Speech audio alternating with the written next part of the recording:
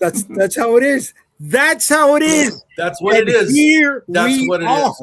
ladies and gentlemen. You all wish you were in the green room before we start the needed show. to be. You You needed to be in the green room of Comic Book Streamland to see us talking shit about the shows that pretty much are shitty. But thank you, everyone, for watching us tonight. Friday night, January 29th, 2026.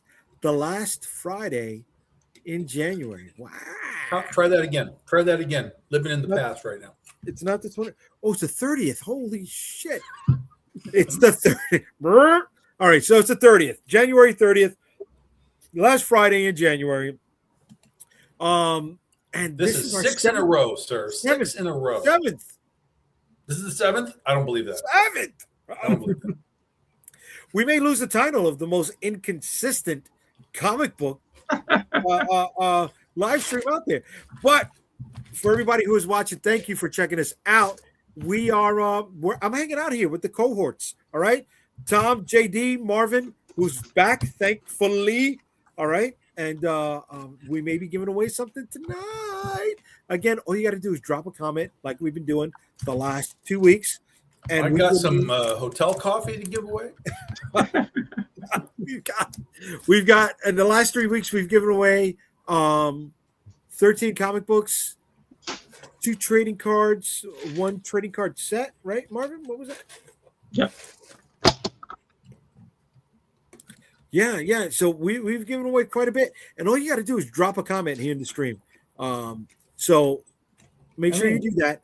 And I haven't given away anything because I haven't gotten money. Oh, paid for some people who are gonna pay for shipping. This is for the first one, not for the second one. Not for the second one. The second one was a PDF. That's Did quite you send easy. it? You didn't. Did you send it? You didn't send me any information to send it. Oh, okay. Send it to me and I'll send it to him. I got it. All right. I got it. All right. But yeah, no. We'll send something else. Then the $4,000 is going to cost to ship what I'm sending that other guy. Just send me the $4,000 and I'll make sure he gets it. What do you mean $4,000? Get the fuck out of here. Listen, shipping's got expensive in the last few days. Yeah, it has. Yeah, it has, bro. Yeah, it has. Green Lantern Burks, thanks for jumping in, brother. Oh, especially when you got to take the mail through like a foot of snow, right? Oh yeah, exactly. No, that's bad. Look, that they're starting early, Jay. They started super early, bro. I rewatched Laser Blast, and now I want the rights. Listen, let me tell you, I already went for the rights, my friend, and those guys are not easy to deal with. So good luck, and if you should get it, you come tell me. But it's not an easy get. Really, for a dead property? I'm telling you. Wow. Okay. Listen, the Will Eisner Library is up for sale. I saw that too. Yeah, except nobody cares. Oh man, that's not true. I like nobody cares. No, the problem with the Spirit is, I mean, I think literally nobody cares. Like there's such a tiny group of people that would be like, oh, the Spirit, and they're all old school guys. But if you were to produce a Spirit new thing right now, it's sort of like producing the Rocketeer. It just doesn't matter unless it's Dave Stevens. It just doesn't matter to the audience. So it's not Will Eisner. But they did say they had a 72-page like story that was gone unpublished. That is part of it. Oh, wow. Yes. Very cool. Yes. Yeah, that's the only real value that I can see. Yeah, and then if you can potentially get a real film or something made out of it, not that piece of shit that they made. Well, Frank Miller, yeah. But so that's the thing. It's like I don't see this as going off as some, multi-million-dollar thing. But we'll see. Maybe I'm wrong. Right. Okay.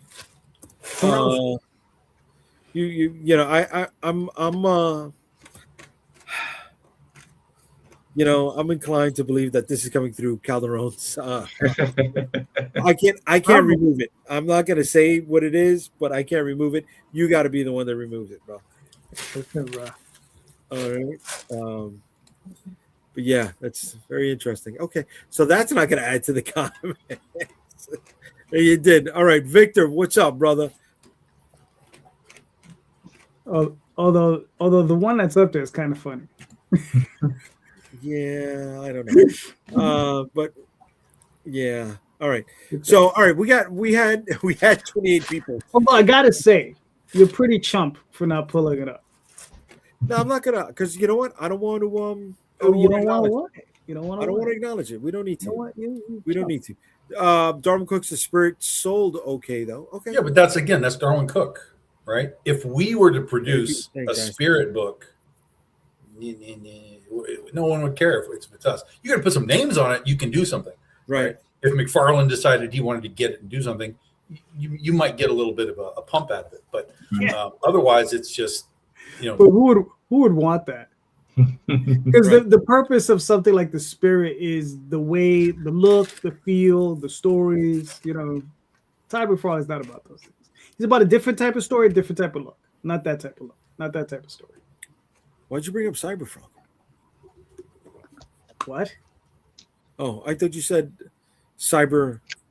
No, I said Todd McFarlane, a different type of story, different type of look. Oh, okay. Yeah, not the same thing like Darwin Cook. Gotcha. Okay. Yeah. Okay. What the hell are you talking about? You okay? Yeah, no, I'm all right. Did you fall down in the snow and hit your head? No, I just want to make sure that did happen.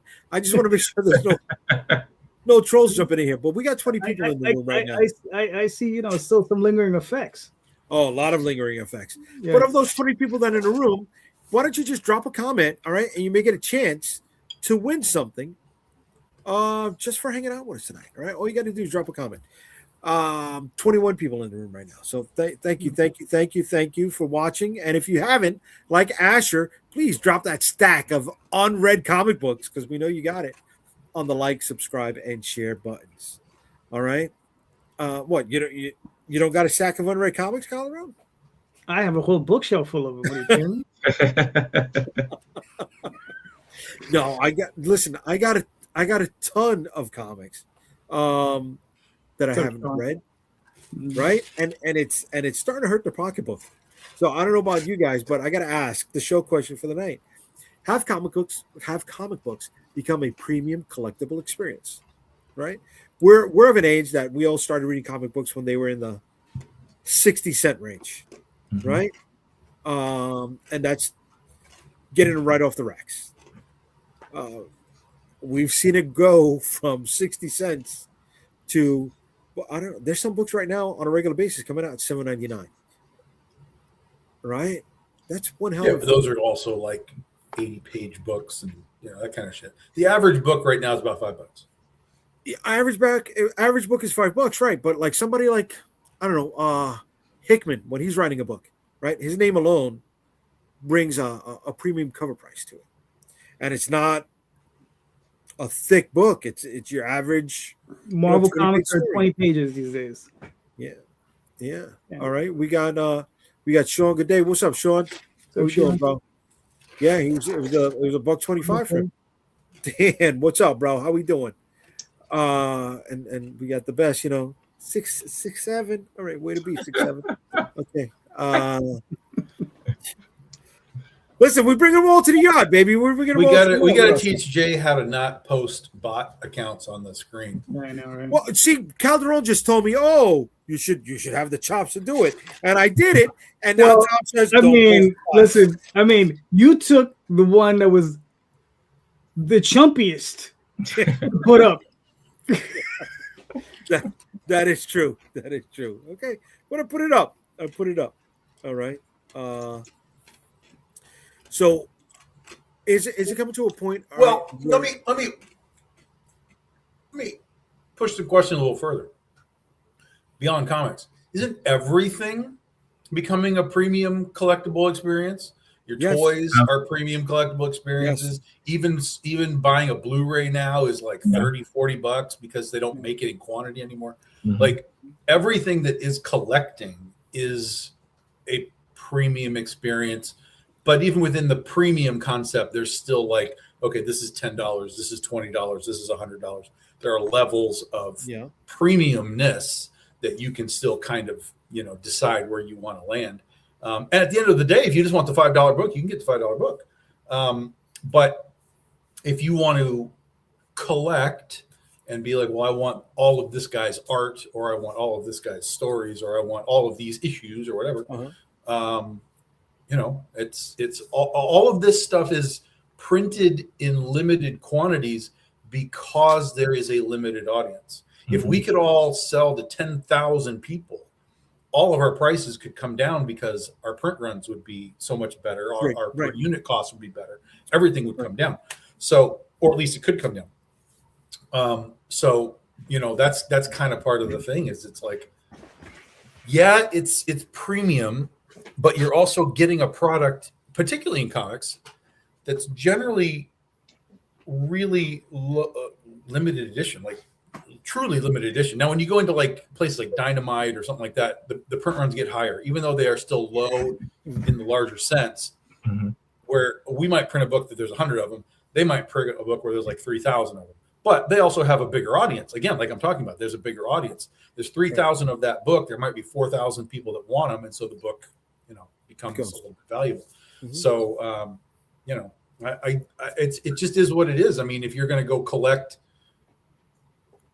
real paintings, right? You're going to collect Leroy Neiman or, you know, whoever, what about like real paintings? That shit's a collector market as well. LPs, albums, right, guys? That's LPs and albums too. Yeah, sure. That's a collectible experience, right? But Marvin, are they going to start? You think they're going to start choosing whether they should buy a comic or buy the latest, I don't know, skin on a video game, or I mean, you know? Well, I mean, but if you look at the video game market, those prices are increasing also. So, like, games used to be $50, now they're $70, $80, and they're charging for extra products. So if you have like a statue or some stickers in it, now all of a sudden it's $100 premium product for that same product. You're getting the same game, but because they threw some extra stuff in the box, now the price goes up.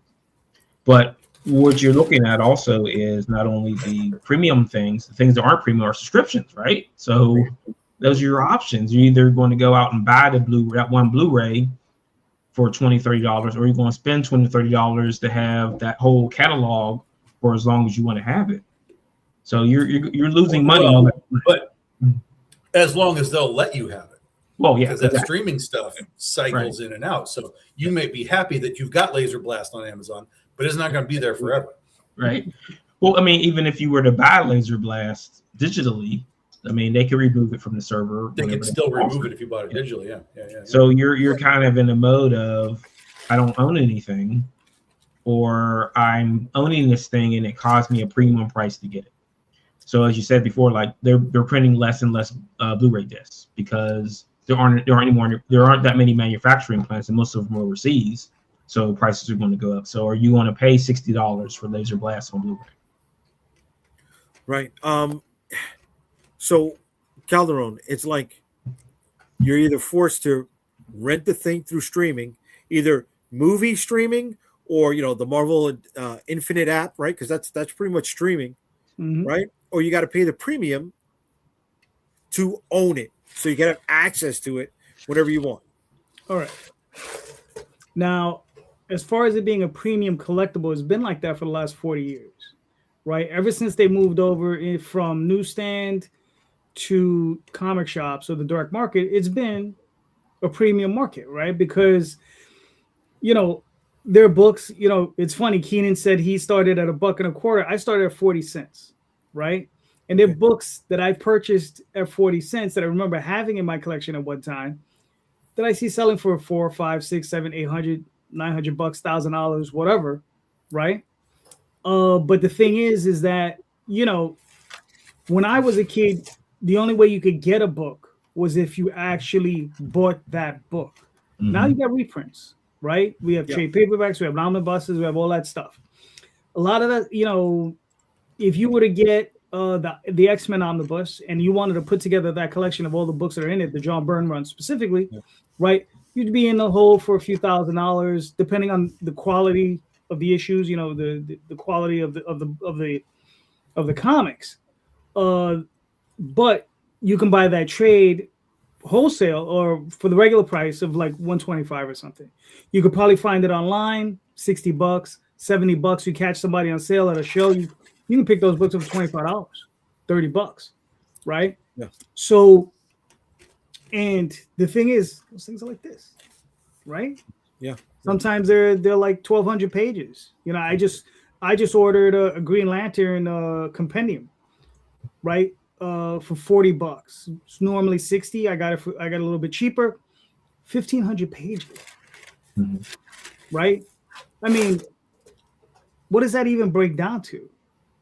A nickel a page, a penny a page? I mean, it's so cheap, it's not even funny if you think about it. Yeah. Right? Well, so it depends how you look at it. If you want to buy the physical comic books, individual issues, then we're in a premium collectible market.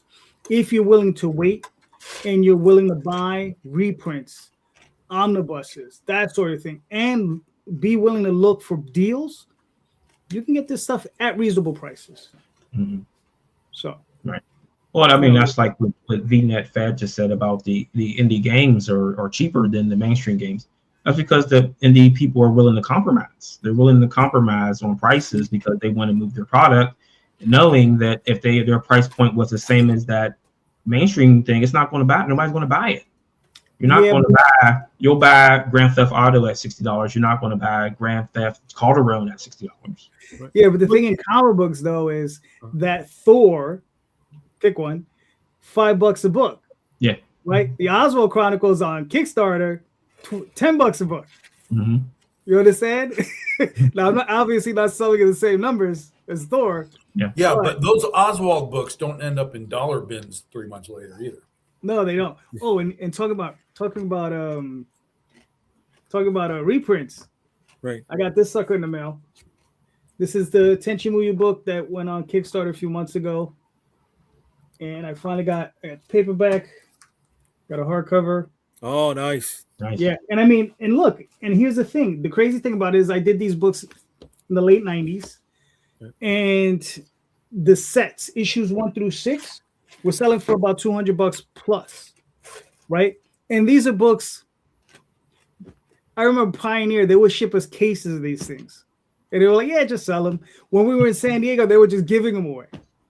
Really? Yeah, they had like piles of, like a whole table just filled with these things. They were just giving them away. Well, all right. I want to get back to something that you and Marvin were touching on earlier, right? The compromise. And this is something that Daphne brings up in the comments.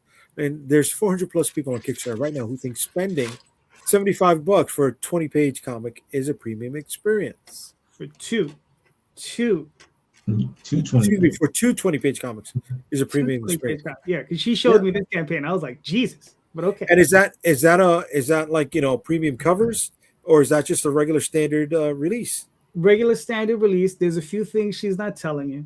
These two ladies who are putting out this particular campaign, they sell high-end romantasy novels, I believe. Okay. So, and I mean, their clientele is used to paying $150, $200 for one book. Okay. The wine drinking in the bubble hot tub crowd. Whatever. Sure. But they got money. They're willing to spend it. They have their fan base, pretty sizable, and obviously, and yeah, they're like, I think it was like 75,000 they were up to. Right. And I mean, and I don't think that's unusual for their campaigns. I picked the wrong genre within comic books. You got to remember. I mean, look, man. I mean, again, is it going to be art or commerce for you, right? You got to make that decision. I know you love your Shield of the Interceptor. I do. Right? I'm a superhero guy. Exactly. Yeah. Exactly. And there's nothing wrong with that, right? But when you say things like I get it because I feel it too. But I mean, my Shield of the Interceptor is not making $75,000, right? Because that's selling to the bubble bath wine drinking crowd. I get it. Right. But the thing is are you willing to do that type of work? I don't know, because I think it is starting from the ground up again, right? And you got to learn how to market to them.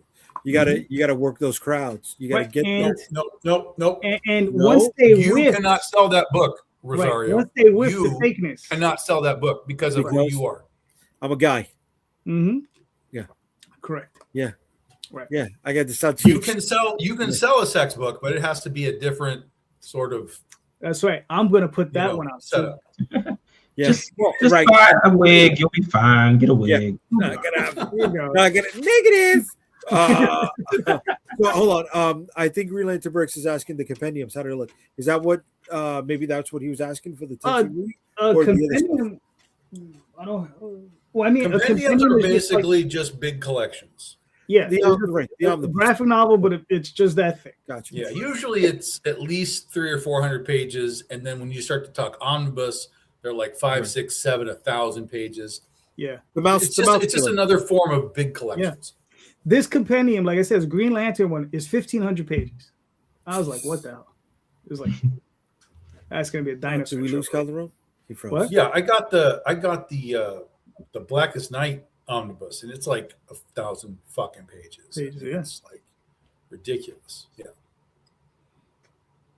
that stuff is like, I don't even honestly. I like them, but they're really unwieldy when you start talking about 1,000-page book to like try and like open it and read it and stuff.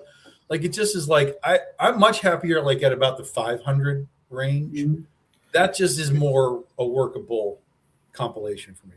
Because I have like the Savage Dragon ones, and they're like a roughly 500 pages, hardcover, and I'm like, oh yeah, this is so much better than a fucking 1,000-page book sitting on my fucking dick while I'm trying to read this thing. Like this is ridiculous. These books. I'm gonna end up. Oh shit! What was that movie? It was a Shyamalama. Shamalama. Shyamalama thing that I keep calling Shyamalan. Ramalama. Shyamalan and Ramalama Ding Dong. You're talking about Grease, and you're talking about thrillers. What's the one he did where he said he was going to be the guy who writes the book that influences the kids for the future? Is that Lady in the Water? Yes. Oh. Lady in the Water.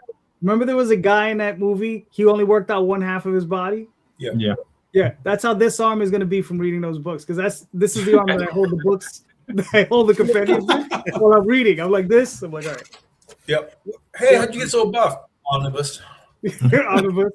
Yep. Okay. Omnibus training. So the premium experience brings a workout with it. Yeah. Right? You're spending money. Lady in the Water. Okay. All right. So it's a little cost effective. I like that. I like where that's going. It has additional benefits. Yes. There it is. Additional benefits. All right. Yeah. All right. Saying here, you're right. Books with benefits. The quality, right? And Daphne says, me and Jose would have to write monster porn novels under a female pseudonym, become a USA Today bestseller. Then we can sell comics. There you go. You got to plan, baby. That's the template right there. That's how you do it. That's it. Mm-hmm. It's easy. I'll do it under my wife's name. There you go. I like that. Okay. Okay. So these premium experiences are coming to a point where do you think that's it, or these prices are going to continue to go up? Oh, no, go up depending on costs and depending on sales. Again, if you can get more sales, you don't have to increase your prices. You can at least plateau them or potentially even drop them. But with the cost of paper and just cost of production and just cost of everything goes up. It's just a matter of how because we went from I remember comics were 95 cents and then it went to $1.25 and people were like, oh, it's fucking $1.25 now, and it just kept going up and up and up, and now it's $5. So it's all going to keep going up to some capacity just because that's the way the world works. And you have to revitalize your market now. You need new blood to keep people buying the things so prices come down. But that seems to be the challenge right now. See, but that new blood is hitting right now, right? There's a lot of talk about that Dogman group, that Dogman generation, Gen Alpha, right? That early manga generation is starting to age up, excuse me. And they're buying the books today that are coming out. They're that influx that comic books needed. Now, is it enough to expand a consumer base and more stores opening up, and hopefully more stores order more books, and more books means more publications. More publications mean bigger print runs. But I doubt, Tom, that with those big print runs, they're ever going to drop the price. No, because the kids that are coming into comic book stores now are going into Marvel, DC. They're going into Spider-Man. They're going into Batman. Absolute, that's where they're going, is that stuff. I mean, Absolute is basically manga style comics, especially some specific ones. But that was made on purpose. The more I watch this stuff, the more I look at it. I'm like, somebody, Scott Snyder, I guess, somebody looked at this and said, manga kids are starting to figure out that there's other things. How do we make something for them?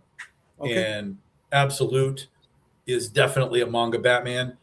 Absolute Wonder Woman is 100% manga Wonder Woman, complete with giant fucking sword. So somebody at DC, whether it was Snyder or somebody else, somebody said, let's try and tap that vein a little bit and see what happens. And they're selling, and they're not just selling to the manga kids, they're selling to regular comic book people too. But it's enough that it's tapping the vein, and people are like, ooh, let's go that way. But what's funny, and to your point, is Marvel tapped into that a long time ago as well with somebody named Joe Mad, right? Yeah. Joe Mad, that was pure manga, and that hit what, 30 years ago? Mm-hmm. Yeah, late 90s, mid 90s, somewhere in that area. That was ahead of its time. He was ahead of its time. The same thing when they did their whole manga Marvel thing. Remember that? Right? Yeah. The anime Avengers, stuff like that. Yeah, right. Yeah, way ahead of its time. See, but that was a cash grab, right? And it was clearly visible that it was a cash grab. There was nothing genuine about it. Well, that was at a time when manga was coming over hardcore. Dark Horse was bringing over hardcore, tons of stuff. Gunsmith Cats, Battle Angel Alita, manga was coming over hard. And so Marvel was like, well, let's make our own shit. So again, it was the same thing. Let's tap that vein. There's kids that want this stuff, customers that want this stuff. Let's drag them in, into the stuff that they like, but into Spider-Man, into Superman, into Batman, whatever. So, yeah. Right. Well, that was a Carrie Andrews book, wasn't it? That was the one where Spider-Man had the hand wraps and the one claw on there, right? And they were fighting ninjas, him and Venom. I think that was it. Ninjas. I don't know. All right. DC has tested the market with manga books, with Shonen Jump, Batman Justice League. Okay. I wasn't aware of that. Okay. He goes, yep. Okay, I remember that. But I don't remember that art as being manga-ish, right? I think that art was more like what Sanford Green does, or something like what Larry Stroman was doing, just not as many I was going to say hashtags. Jesus Christ. Cross hatching. They're right. Not as many cross hatching. Yes. But again, it was ahead of its time, right? Here we go. It wasn't ahead of its time. It was that moment, and then we drifted away from it, and now we've kind of come back to it. So you think they didn't invest the money that they should have? Right, which is why there's a new Dragon to a point where, I think they did it to a point where it made sense, and then they were kind of like, well, we don't need it anymore. We got all these guys to buy Spider-Man. We don't need specifically that anymore. And guys like Joe Mad can't do more than 3 issues anyway. That's all you get. You get 3 issues out of Joe Mad, and he's gone for 5 years, and then he comes back and does 3 more. So I think they just kind of were like, well, that's where we are. This is good. We're done. We did it. It was probably looked at as sort of like a fad moment. Yeah. And went back to normal. Yeah. But now we're seeing another resurgence of like manga and anime hardcore now, even more so than back then. Right. Well, they were moving into the movie stuff then too, because that's right around the time when X-Men came out, and then you had the MCU. I didn't realize the art was Scotty Young in that book. Okay. That's interesting. You figure with the name Scotty Young carries today, they would have reprinted it with the explosion that's going on, try to capitalize on it. Well, I mean, what's their plan now? They just hired Chip Zdarsky, so what's he going to do? I don't know. I try to spread out Captain America. Who cares? His color. Okay. Hire Chip Zdarsky for what? Some kind of Marvel czar. I don't know. He got a 2-year contract to do something. 3-year contract. Yeah, they just signed him on as Oh wait, like today, recently? Within the last week. Yeah. He's the new Michael Bendis. Is that it? What else? Okay. He's not the EIC, so I mean I don't know. Yeah, But that's he's show running their summits. Possibly. Okay. I mean they can't go any further down in the tooth than they're already at. So you know. Yeah. Mm-hmm. Yeah. Okay. Yep. For 2 to 3 years, exclusive to Marvel. Okay. Exclusive. Yeah. There we go. Mm-hmm. Yeah. Speaking of summits, you guys hear the news with the big indie summit line that is making some waves right now over the internet? Yes. Yes. Yes. Okay. Yes. I was on Travis's show last night. Oh, okay, cool, man. I wish them luck. I hope they succeed with what they're trying to do, man. No, they're doing well, and they're gonna continue doing well. I think they're gonna do it right. Okay. Now, is this going to be direct market distribution or no? Probably eventually, but right now it's all crowdfunding. It's all crowdfunding. Okay.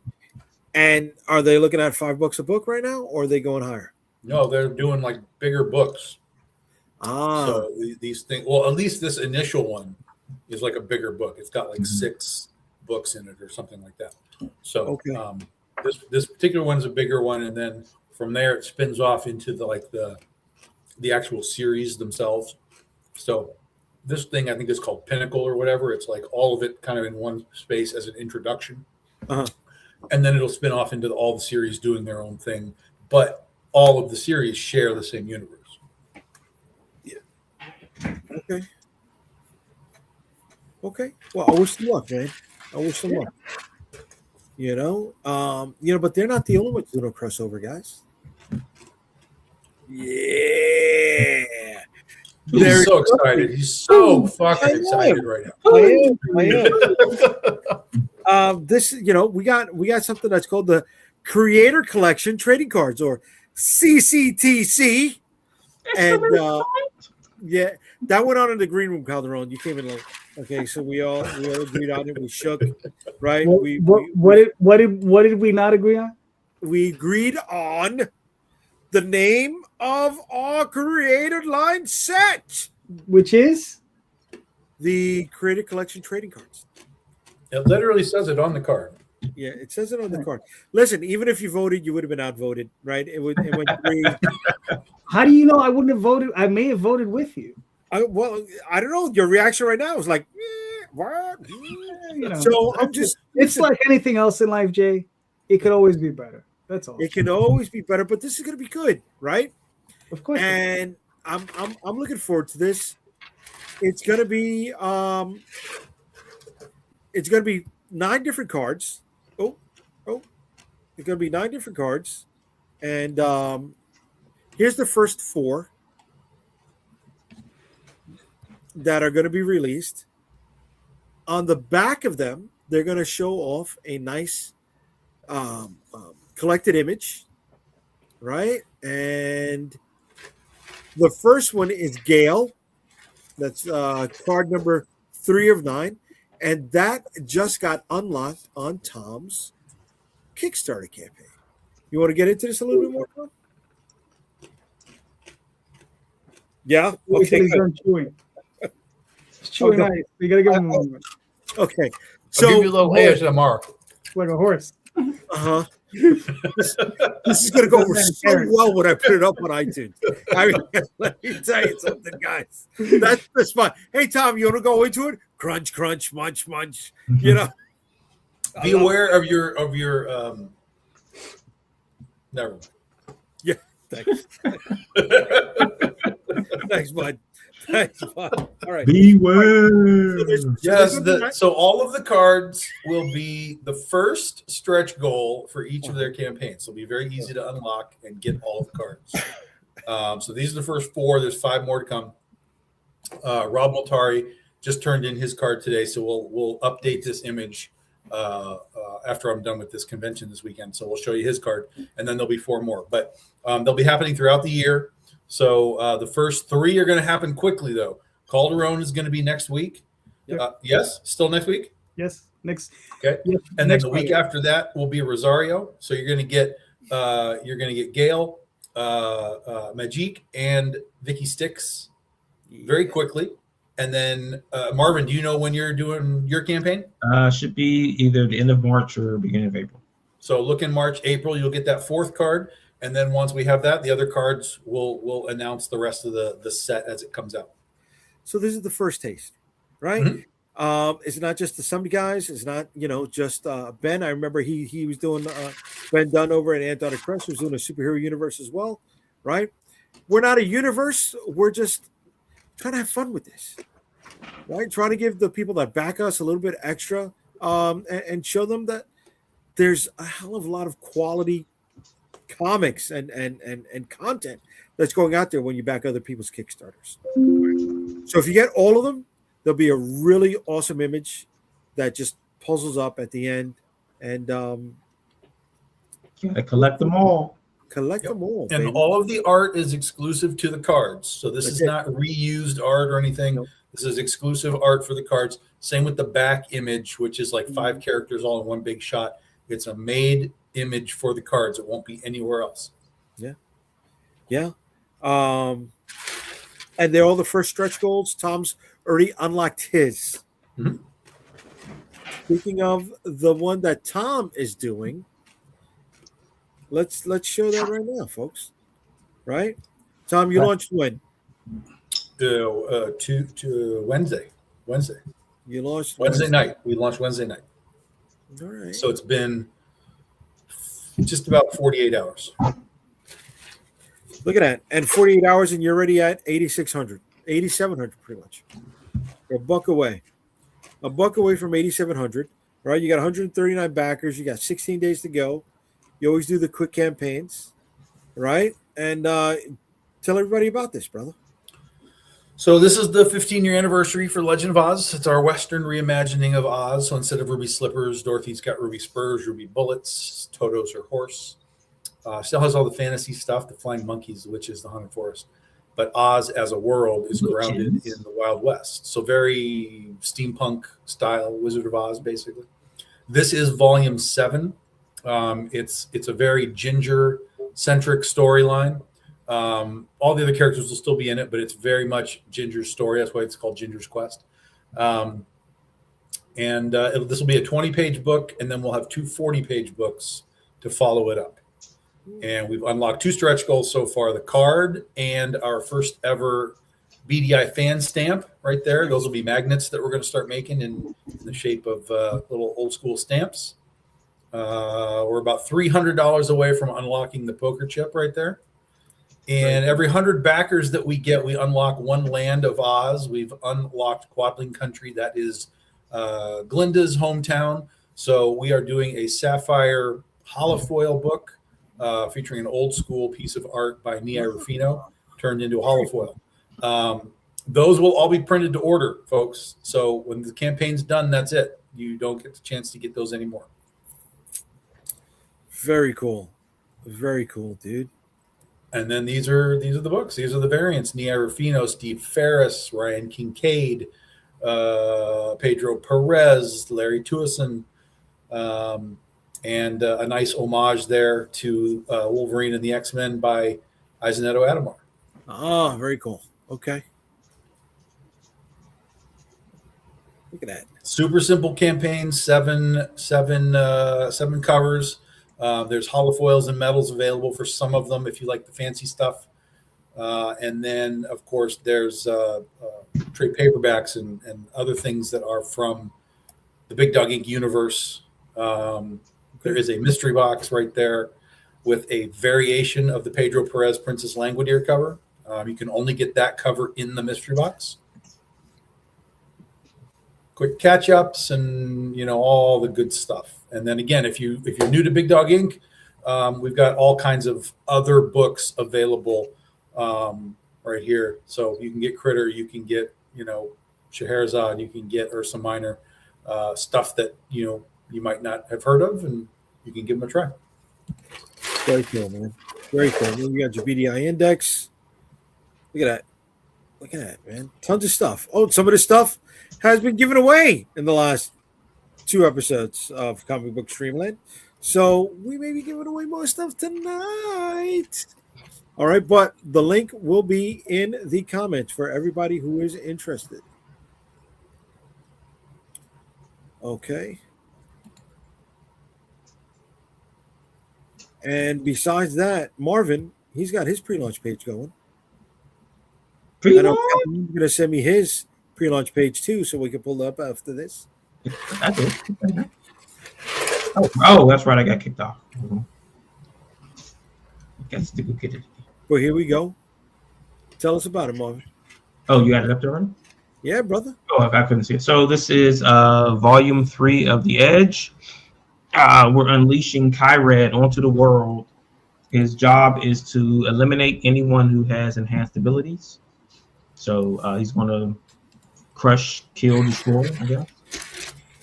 All the while he's going to be upgrading his hammer using nuclear energy and other forms of energy on the planet. Okay. When does it go live, brother? End of March or early April. So Okay. that's issues 10 through 14. Issue 14 is a double-sized issue. So how many pages in total is this trade going to be? 150, I believe. Nice. And it's going to go for how much? $20. 20? $20. 150 pages for $20? Yeah, Good. Bro, you're selling yourself short, baby.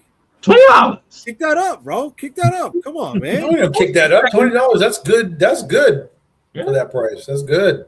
This whole You gotta thing is keep about, comic books being a premium experience. You guys are saying, yeah, bro, don't devalue yourself, baby. Trade paperbacks are evergreen product. You want those going into people's hands as quickly as possible. We'll have the premium stuff on there. We got the funky covers and Yeah. It's gonna get marked up.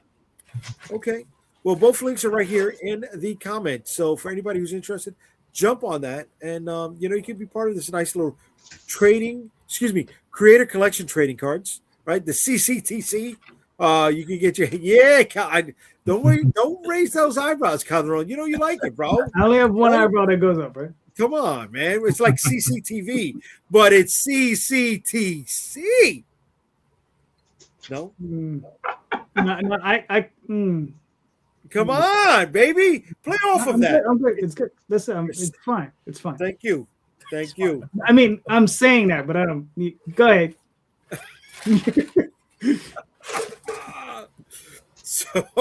So, all right, guys. You just found out how you get the first 2 cards. All right. You will also be able to find out how to get the 3rd card because, while I wait for Calderon to send me his link for his pre-launch page. Really? Hint, hint. Really? You didn't send it. It's not in the notes. I thought you already had it. No, I don't have it. Why wouldn't you have it? Because I don't store that stuff, bro. Come on. I'll have to store that stuff. Ay, nanny. Ay. Come on. Yeah. But let me just show mine really quickly while I wait for his. Good. Oh no, excuse me. I will show yours. There you go. I will show yours, buddy. Please show. Okay. There we go. That's not it. That's just us. No, I know that's just you. It's us. It's not just me. Tom is here. So is Marvin. And you're here. All right, semantics, bro. All right, here we go. Dreamweaver. All right. So the magic card, which is going to be the second one that's released for our set, is going to be part of this campaign. Yes. So this is Dreamweavers issues 1 and 2. This is actually a catch-up campaign. So if you missed the first campaign, you can go ahead and catch up on this campaign. So this is the first 2 issues. Is about 4 kids who, whenever they go to sleep, they wake up in the evening, and they wake up in the bodies of their role-playing game characters, and they go out and they hunt down. They hunt down demons, exactly, because there is an invasion going on. So the kids are out there. They're fighting monsters. They're fighting demons, and they're having a good time while they're doing it. Nice. And we have a lot of sexy covers. Sexy. Thank you, Marvin. He's doing that all night, baby. He's doing that all night. And like the guys were saying, at my stretch goal is a little bit. Tom's stretch goal is way up there. I wish I could put that number on my campaign, but I figure probably about 750. That'll be the first stretch goal, and everybody will get that card. All right, there we go. 750, you said? Oh wow. Okay.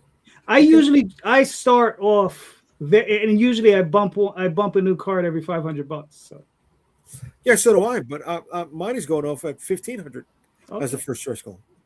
Yeah. Okay. All right. But listen, sign up for Dream Rivers 1 and 2. All right. The link is in the comments. Yes. All right. And the last one is going to be my book. I don't know why it goes right to this page, but whatever. Here it is. And this is the Vicky Sticks book. All right. Dead Princess, the Dead Princess Vicky Sticks #2.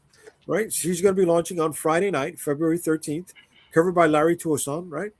And this book is a reinterpretation of Frankenstein's monster story, but with a female lead, and it's set in New York City. When the creatures that go bump in the night are about to take their last breath, they call in the dead princess to save them. Interiors are by Donnie Hadiwijaya. Here we go. Here's a couple of preview pages. And we have a little thing going down for anybody who has ever supported us on Kickstarter.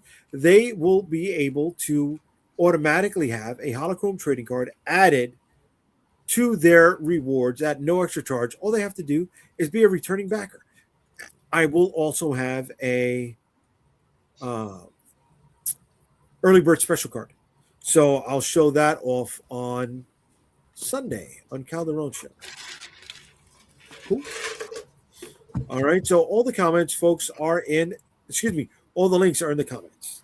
All right. Can I show you guys something? Of course you could. I thought you would have had it ready. You know what? Normally I thought I did. Uh-huh. Okay. Oh no. All right. Yes, I do have it ready. Hold on. I'm sorry. Okay. But of course it's gonna this damn thing. Uh-huh. Well, here we go. All right. While you're getting that ready, let's look at some of the comments. Daphne, CCTC sounds like I should be applying for food stamps. Okay. Okay. Thanks, Daphne. All right, here we go. Oh, very nice, bud. Yeah. That may be the next card. Well, for Oswald, when I do my card for Oswald, that might be it right there. Maybe. Okay. Because I have another one coming. So that one might be it. It might be the other one. I haven't decided yet. Oh man. Green Lantern Berg says he's watching the show on Calderon's feed, so he's not seeing the links. I'm sorry, Green Lantern Bergs. I can put the links in there. There you go. Or Green Lantern Berg, shoot on over to Comic Book Streamland on YouTube, and you can see all the comments right now, brother. All right. Oh, okay. Calderon's putting them up. Way to be. Oh, yeah, I would do that. But yeah. Way to be. Oh, Marvin's doing it too. Thank you, guys. You see, that's where teamwork makes the dream work. Tom. No. Nothing. I don't turn YouTube on ever. So I can't help you there. All right. Thanks, brother. Thank you for being on there with us. Okay. Mm-hmm. All right. Very cool, bro. So that may be the next card. I like it. That may be the next card. I have the same artist is sending me another one, so I'm gonna decide when I have that one. But that's what I'm looking at for the next one. Okay. Way to be, man. Way to be. All right. So this week, something dropped on Disney Plus that had been, I don't say languishing, but it was being filmed during the writer's strike. Okay. And there was a pause to it. They ended up coming back and finishing it. But it's Wonder Man. Have you guys seen it? No. I've seen 2 episodes. Is it any good? I'll let Marvin go first. I mean, I enjoyed it. I mean, it's different than I was expecting it to be because it's more about an actor than it is a superhero.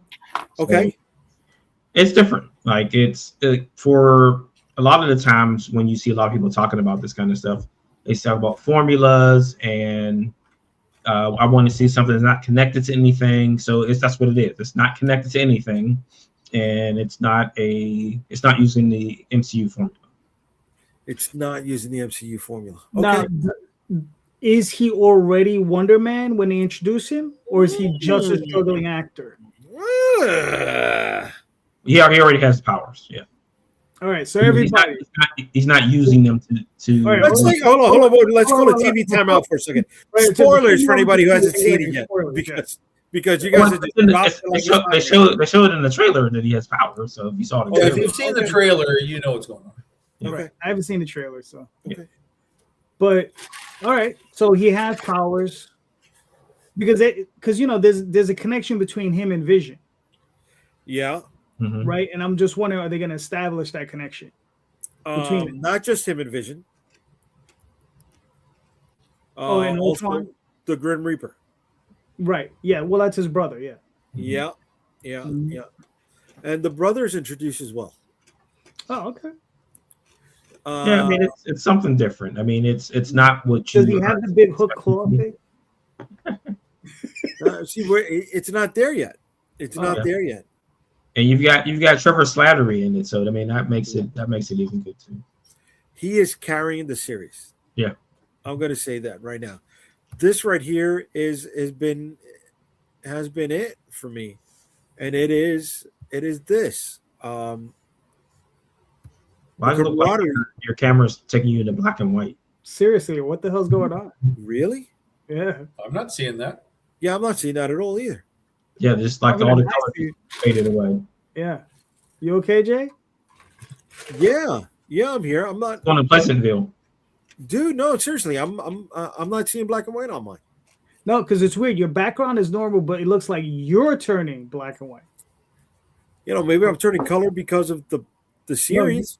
No, you're turning black and white, bro. Not color. The background is fine. Like you can still see galactic. I understand what you're saying. I don't think you understand at all. Oh my God, Jesus fucking Christ! I'm trying to move on to the show right now. Can I move on to the fucking show? We're trying to avoid the show. No, don't avoid the show. This does not look like Laser Blast. It's not, because it's not Laser Blast at all. Yahya Abdul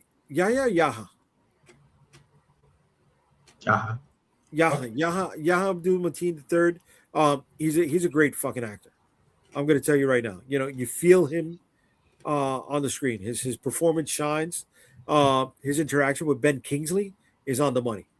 Ben Kingsley is this show, really. But it takes a weird turn after episode 4, and I'm like, that was unnecessary. You could have kept exploring the dynamics between these two. They could have explained everything they explained in episode 4 in 5 minutes. No need for all of that to happen. But I don't know if I'm going to go back to it after episode 4. Yes, you are. Well, the question is how are you going to know that it's not worth it or it was worth it if you don't watch episode 5? Because it was too much of the same thing in episode 1, 2, and 3. Well, but that's all Marvel shows. All Marvel shows are trash until like the last 2 episodes, when they sort of wrap it up and give you the cliffhanger and the, oh my God, here's Mephisto. Right. Like the shows are all stupid until the last 2 episodes. All we need these things to be are movies. Stop making TV shows. Turn these things into movies so we can just get in and out and done. Where they could be shorts like Werewolf at Night, right? 100%, yes. That was good. That was good, That was good. dude. Yep. That was good. That was good. By the time you're done with this, you're looking at 4 hours and change of a movie. They went the Dune route. And it's just, I don't know, dude. They could have. There's not a series that they've produced yet that could not have been just rewritten into a 2-hour movie. Yeah. Right, but the 2-hour movie isn't going to get people coming back every week to watch it. No, I understand. I understand the premise. Yeah, but to me, every time I watch these things, there's not enough per episode for me to really kind of dive into it. So I get where JD's coming from. Like if you're at episode 4 and you're already like, oh my God, the redundancy of this shit. I would tell you, JD, just skip to episode 7. I'm assuming it's 8 episodes. Just skip to 7 and just watch the finale of it. And, it is 8 episodes. You'll probably be fine. Right. Yeah. I mean, that happened to me with Hawkeye. I watched the first episode. I was like, nope. Then I heard the young lady from Black Widow, the sister, Florence Pugh. once they said she comes at, I think, episode 5, that's when I started watching it. I really enjoyed that. Okay. Yeah. Once she joined the cast, I really enjoyed the show. It sounds stupid, but I really like the play that they showed during the show, because I remember in those issues of Captain America when they were announcing that he was going to Broadway. Okay. And we never get a Captain America on Broadway, but we got the Captain America on Broadway in the Hawkeye show. I thought it was a nice little nod. Not enough to make the whole series. Well, they show that in the beginning of this series too. It's in the background. You can, when he goes to the set, it's in the background. Rogers, the musical. It is. Yes.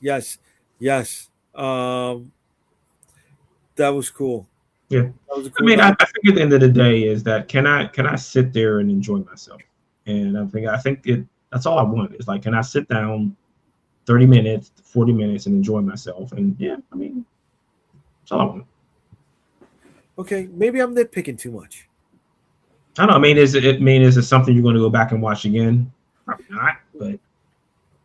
Oh, you mean after you completed the series? Yeah. Well, I'll ever go back and want to watch Wonder Man again? Yeah, see, and that's what I'm saying. Like, if this was just like a 2-hour movie, it would be tight, and you might come back and watch it again. Mm-hmm. Because you're just in for a couple hours enjoying yourself, and then you're out. Versus like I got to watch almost 8 hours of this to get all of it. 4 hours. 35. Those 8 episodes. Minutes. Yeah. Oh, they're only 30-minute episodes. Oh, okay. Got it. Yeah. Got it. Yeah. But I don't know, dude. This is not going to be a series that I can play in the background while I'm doing other work. You know, I can put Mandalorian on in the background while I'm doing other work. I can put Star Wars stuff on in the background. Excuse me, Star Wars films on in the background while I'm doing other work. This is not going to be up there for me. This is not going to be up there. Right. I mean, there's not a lot going on that's going to kind of distract you from everything that you're doing, because it's a lot of talking.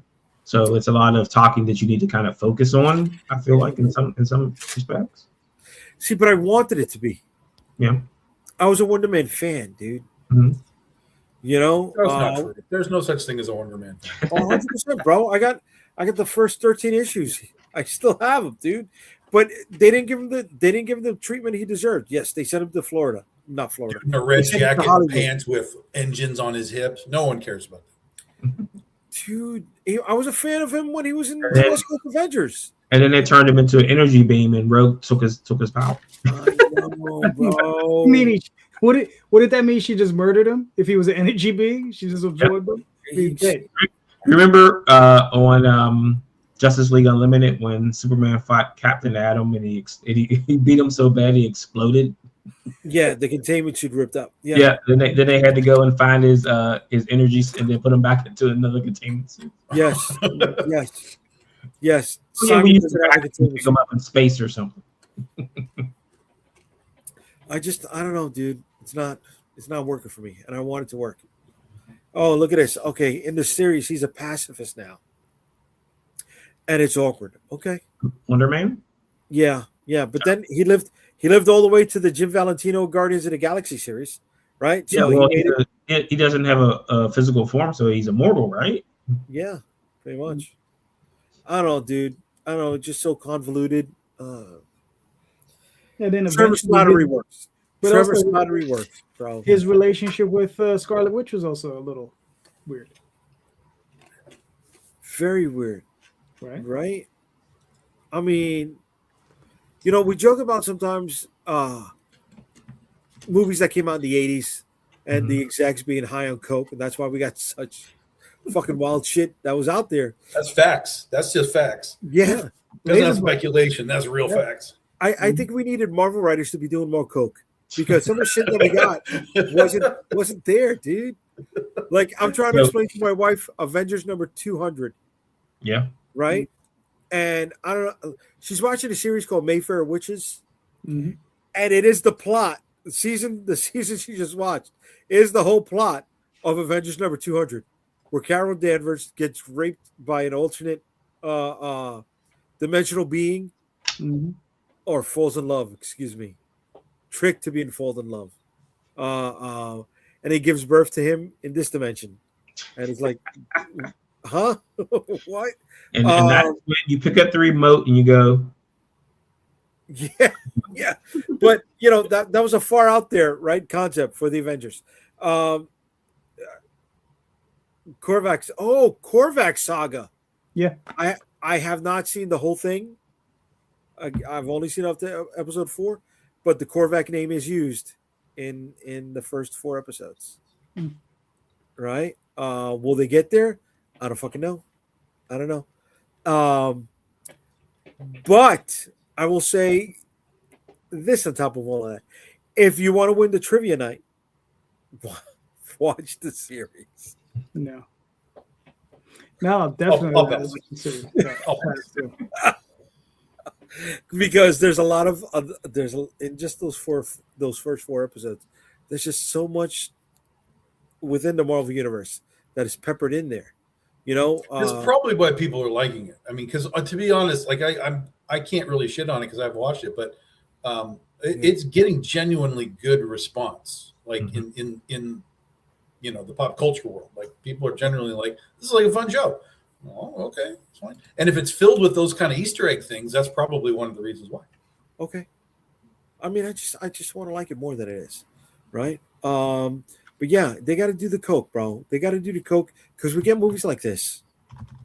Maximum fucking Overdrive was great. All right. Not only was it written by Stephen King, it was directed by a coked out Stephen King, bro. Did he? Leo Actually, Estevez, what's up? did he actually direct the movie? 100% bro. Really? 100% directed it under Stephen King, not his not Richard Bachman. Not Bachman. Yeah, Should have done it under Bachman. And it was so fucking bad. It was Tremors with machinery. That's Have you watched Trucks? no. Which truck? That's another version of Maximum Overdrive from I think the 90s. That's if you got Maximum Overdrive from Temu. Maybe Trucks. Really? Yeah. And Maximum Overdrive already came from Tubi. That came from like Wish. Yeah. Yeah. I find it funny that I was watching that a couple years ago, and the guy who gets electrocuted in the arcade is Giancarlo Esposito. I'm like, this fucking Big Brother Almighty. Yeah, bro. One of his very early roads. Come on. And they had the Green Goblin on the fucking head of the truck. That was awesome. The music when someone dies. That's the best part of the movie when someone's going to get killed. I watched that movie. I had never seen it before. And I watched it, I don't know, a couple of years ago because I was on a kick of watching these 80s movies that I had never seen before. And again, I was like, yeah, I made the right choice by not bothering with this monstrosity of a thing. It's such a clear and obvious case of time and space nostalgia for when people saw it when they were like 13 years old, you know what I mean? Which I totally get 100%. But anyone coming into that movie and they're not 13 years old and in that moment, they're gonna be like, what the fuck is this? And this is an unwatchable thing. Yeah. I got through it and it was what it was, but I will stuff like Night of the Comet and I was gonna one up you on Night of the Comet. That I watched that movie is terrible. What do you mean terrible? It's bad. Come on, everybody turns into Tang. That's fucking awesome, bro. You just fucking see Tang on the seats when they fucking fly out, bro. So terrible. Great. Come on, man. There's a lot of classics that are looked at through the nostalgia glasses, but every now and then you find something that you didn't expect. I watched one recently that I stumbled across because somebody on TikTok was talking about it. It's called The Miracle Mile. Mm-hmm. You guys know The Miracle Mile? What is Chicago? Anthony Edwards. Crazy. It actually has a crazy cast in it. I don't even want to tell you what it is, but I had never even heard of it. Don't tease me. And so it was on, I think it's on Amazon. Watched it and I was like, fuck, this is really genuinely good. The basic premise is Anthony Edwards gets a phone call at a phone booth. They don't exist anymore. At a phone booth, and it's a guy calling from a missile silo saying the missiles are flying in an hour, whatever. And Anthony Edwards is trying to figure out if that's real or not throughout kind of this movie. That's all I really want to tell you, because there's a lot of other stuff going on. It stars Bubba Gump from Forrest Gump. Oh yeah. So it has quite a bit of actors that you would see him, you'd be like, I know that guy. But it ended up being like a really genuinely good movie. So it's on Amazon. If anybody wants to watch it, you can watch it for free. And I would say it's one of those like sort of hidden 80s movies that a lot of people don't know about, clearly, because you guys don't know. And I didn't either, but it was worth a watch for sure. Yep. Way better than Night of the Comet, I'll tell you that. I will one up you again and give you Chopping Mall. Chopping Mall, sure. I know Chopping Mall. Yeah, That's classic. Terrible. that one I know, but that's a terrible movie. Yeah, That is Why bad. do we like these things? Like, it's so. Hey, for some reason we have robots in the mall and they got electrocuted by lightning and now they're killing people. Like, what the? That's Coke. That's a lot. That's a lot of lines. The best part is when they do the end credits and they're showing the names of the characters, and they show the girl when she gets her head blown up by the robot, and it shows her name. Why am I confused with Chopping Mall with the one with Buffy where she was like a cyborg? Oh, what? The girl that played the first Buffy. Yeah, right. The blonde. Yeah. I don't know who she is, but yeah. She did a horror movie where she threw a basketball in somebody's face and the Oh yeah, I know what you're talking about. Come on, killer friend or something like that. That's like 90s stuff, man. That's where movies started going sideways. So, Dan co-signed on your Miracle Mile. Oh yeah, Miracle Mile is good. Yeah, did it come out around the time he did Gotcha? Yeah. I'll give you Gotcha. Gotcha, I watched that. I like Gotcha. I like Gotcha, bro. You guys never saw Gotcha? I don't know that one. Maybe. What? So college campus club, right? And they're playing paintball, but it's paintball assassination. So you're in college and you walk around with a little handheld mini paintball gun, but not paintball. It's like dart guns or something like that. No, it was paintball. Okay. And you had to assassinate other kids on campus during school hours. Okay. So he goes on a overseas trip and he meets Linda Florentino. And I fell in love with her from this movie, bro. She had that short pixie hair. She was a CIA agent, right? And she just and he went to the Russian side of Germany. And she just kept saying the DR. And she just said it so fucking sexy. That's why I fucking I fell in love with her. I would have been caught up just like Anthony Edwards was with Linda Florentino in God. You have to get the strudel. The strudel. That's right. You see, he's looking it up. You're looking it up. I know you're looking it up. I am, because it sounds... Oh, Anthony Edwards is in it. Yeah. Yes. Yeah. That's why you brought it up. You triggered me. That's funny. Yes. I could give that a watch. Yes, and his best look at that. He's got a good head of hair on him too. I know, bro. I think that's Anthony. The last time. That's the last time he had a good head of hair, right? And it had the Spanish guy from Wildcats in it, which was cool. Oh man.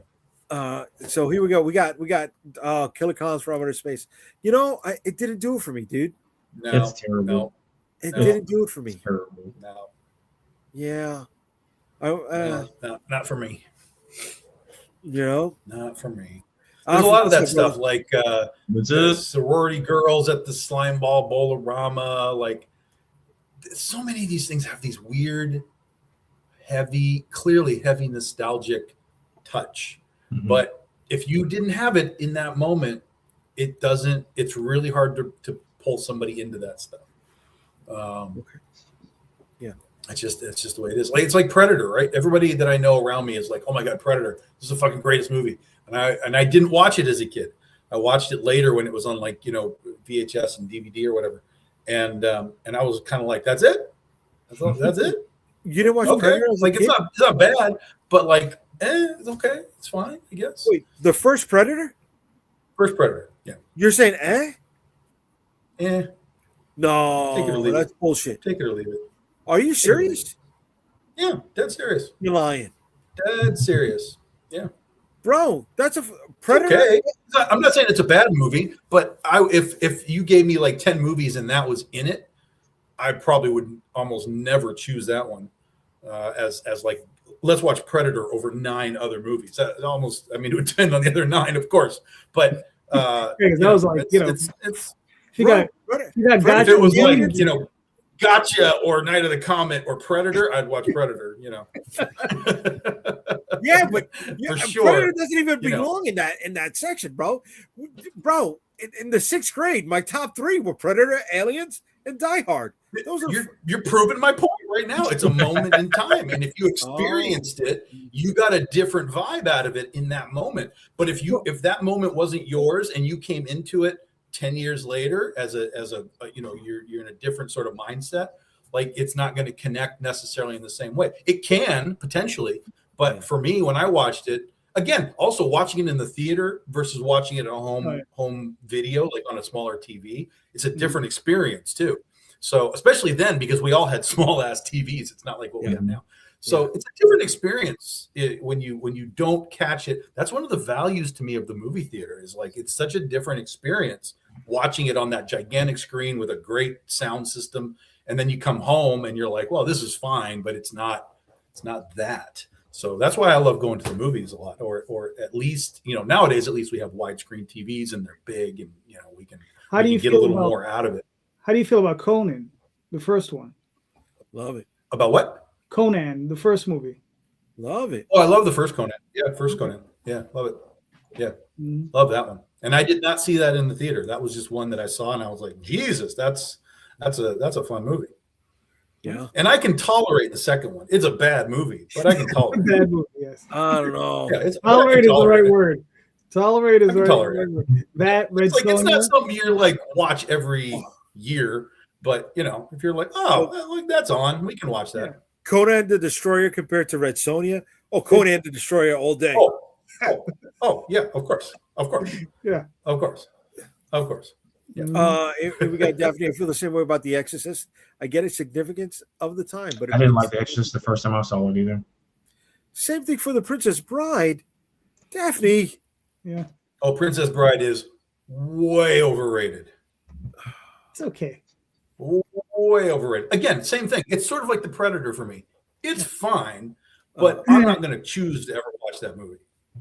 Daphne's a big Rosemary's Baby fan. See, that one did it. That's interesting because I've never seen that before. I just bought it, actually. I got a real good great deal on Blu-ray. So I'm excited to see it because I've never watched it before, and I've heard people talk about it forever. So I'm going to see that soon, Daphne. We're going to have to do a video on that. And when the villains, Daphne, I'm sorry, but when the villains are septuagenarians. Hey. I just told you I'd never seen it. Why are you dropping spoilers right now? 60-year-old movie, bro. I literally just told you I've never seen it, and I'm looking forward to watching it. And you're like, by the way, it ends like this. I didn't say it ended like this. I didn't say it ended like that. Oh. And look, I mean, the movie's just as old as you are, so you're okay. Yeah. I'm not there. No. For anybody who's watching, I'm the youngest in this fucking group right now. Okay? I am the youngest. Right? You got 57. Yep. You got 65. You got 65. But you got the most gray. What's going on? You got 51. Right. Stress, baby. Stress. Listen, I got them Stanley sideburns, bro. I got the Stanley or the Green Lantern or the Reed Richards. It really does look like was it Whiteout? It's not Whiteout. It's fucking hair, bro. Come on, man. My real fucking hair. Come on, bro. Not no fucking Whiteout. Yeah, I still got it. Okay. Don't worry. Hair, motherfucker. What you got? Okay. I don't have any. It's going. It's sometimes it's there, sometimes it's not. And Tom's insulting. He's insulting all of us twice. Not only is his hair jet black, he's got it fucking past his shoulders. So that's that's a motherfucker right there. Well, that's how you know it's that Indian in me, man. We got that good hair. Okay. Here we go. Figures it takes a movie made by a child rapist to make a movie that actually scares me. There you go. That There is you true. go. Okay. The old people are the point. There was also a sequel to Rosemary's Baby. Really? Yeah. I don't The know if it's a prequel. direct. I don't know if it's a direct sequel or a spiritual sequel. There's But I a remember that- prequel. There's a prequel. There's a I think prequel. The prequel came out recently. Yeah. But the sequel, again, I don't remember which one it was. And I don't remember if it was a direct or spiritual, but there was definitely a follow-up that talked about some of the other characters in that movie.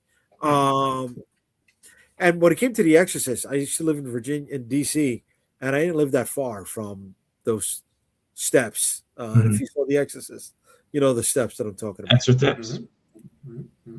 Holy See, but again, shit. The Exorcist, I think, is one of those movies that requires a moment in time. If you come at it in the wrong sort of experience, it's not going to connect with you. When you go back to 1975, when you start to go back to 1975 and you realize where those people were in society, and then they're going into a dark theater and watching The Exorcist, they're all going to piss their pants in 1975. Yeah. And then for me, I watched it the way that I saw it. I had to have been 9, maybe. And I watched it in the basement of my dad's house in pitch black in a house I didn't know because this was his new house.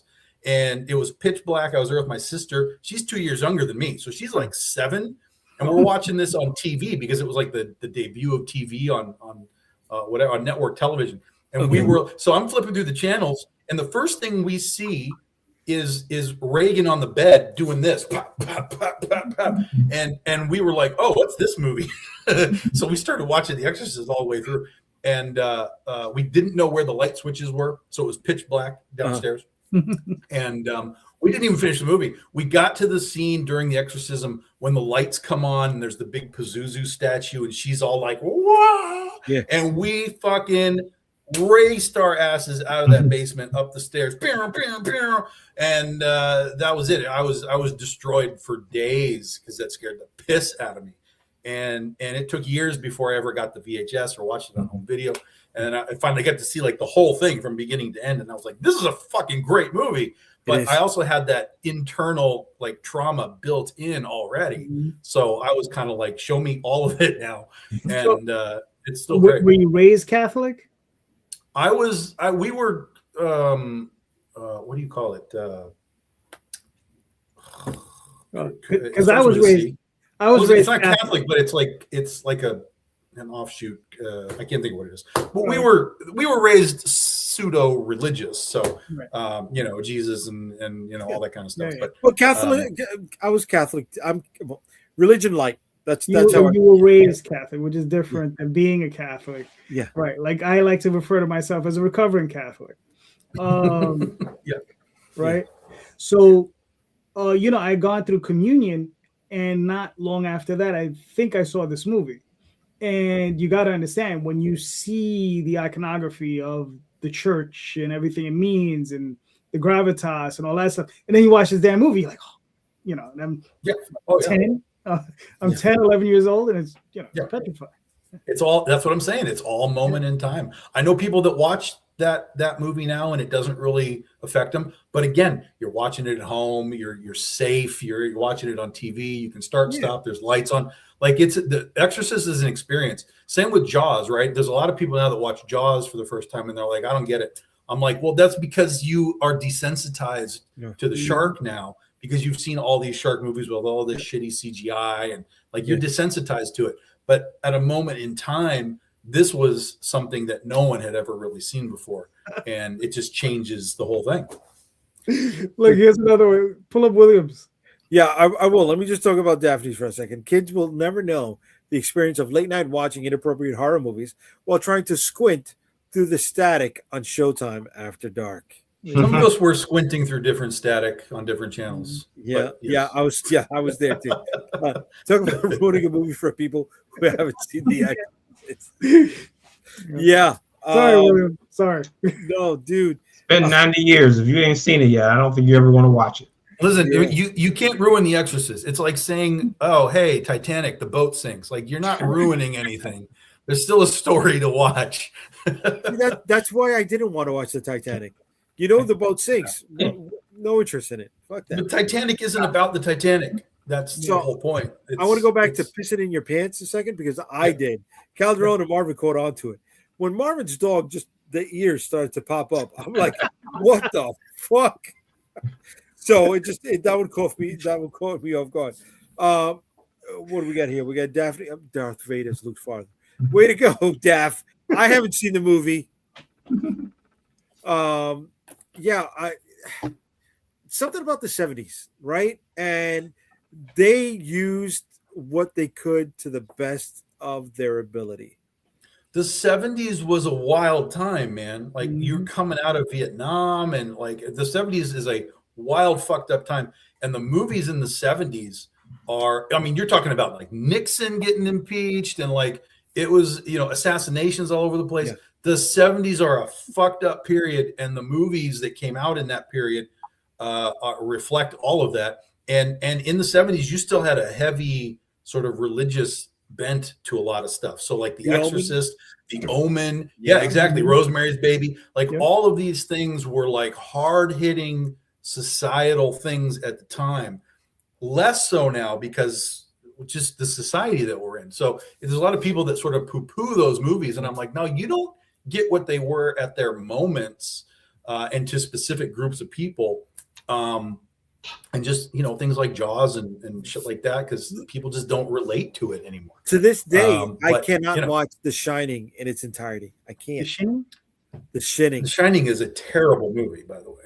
It's a terrible fucking. You know what? It's the concept of the father being the killer, right? Mm-hmm. For me, that was sacred ground, right? My pop had passed away when I was a kid, and all I wanted was my pop. Yeah. So knowing that. You have a different, you have a completely different connection to it. Yeah, it's like when I talk to Godzilla people, right? We talk about like the best Godzilla movies. And to me, at the bottom of the list is Son of Godzilla. It is an unwatchable piece of trash. Okay. But when I talk to people, they're like, oh no, I like that one a lot because I used to watch it with my dad, like for Father's Day. And I was like, that makes sense. You have a different nostalgic connection to that film. I completely understand and accept that thought process. Yeah. So with you have a different aversion to the film that completely makes sense. Yeah. Yeah. And Willy Wonka just, that's a straight horror movie because the kids die from eating candy. Serious. That's just you being fat. I mean, come on. No, I wasn't fat. I wasn't always fat. You know what I'm saying? William knows I wasn't always fat. I don't know. I saw Exorcist in the theaters during the reissue back in the 2000s. Yes. When you watch it in the theater, man, you're in the dark with people. Yeah. Like it's a fucked up thing. Yeah. Oh, yes. Okay. So what was that found footage movie? Blair Witch. Blair Witch. Watch. Calderon knows in downtown Manhattan, there's a theater called the Angelique. Yes. The Angelica. The Angelica, excuse me. And it was a step higher than an indie art house, right? They played a lot of indie movies. They went for it. Going to see the movie, they went in. Instead of the poster marquee, it was a shadow box with elements that were found. Mm-hmm. Yeah, that was at all the theaters, dude. Oh, that was? I didn't know that. Yeah, that was a marketing campaign like across the country. Really? They got me. They got everybody. They got everybody. That was the point. There was a documentary about the Blair Witch that spoke about the woman, right? And I think it was on HBO. It was on cable, right? And it said that, she was tied to the tree and shit like that. They had illustrations. So I was primed for it. Seeing it in the theater with everyone and getting triggered by other people than the jump scares got me. And the same similar thing happened to me. There's a movie called The Fourth Kind, an alien abduction movie called The Fourth Kind with Milla Jovovich. Yes. You guys know this movie? Yeah, with the owls or the yes. Don't say anything. For those that have not seen it, don't say anything. But I will tell you this. I got sucked in because it was marketed as based on true events. Sorry, this is part of the spoiler. It's still a great movie. Don't worry about that. But the marketing of it was Milla Jovovich would come into the trailer and go, this shit's real. we have footage. We're going to show you this stuff as part of the story, blah, blah, blah, blah. And I was like, yo, that's really cool. And then we went in and I watched this movie and I'm like, what the fuck? And I came out of the movie 100% believing what I just saw. And I started going on my phone, like, tell me, I have to see all this again. And I started to search for it. And they were like, yeah, this is all bullshit. I was like, oh my God. But it's still a great movie. It's really, really good if you like the alien abduction stuff. It's really good. And I remember seeing Saw. Saw the first time in the theater with people. The first Saw is very good. Yeah, the first Saw. Yeah. That reveal moment. I guess no spoilers. That reveal moment in the theater with everyone was like, great. Oh. Yeah, it was great. That's legit. Yeah. So, are we missing out on that?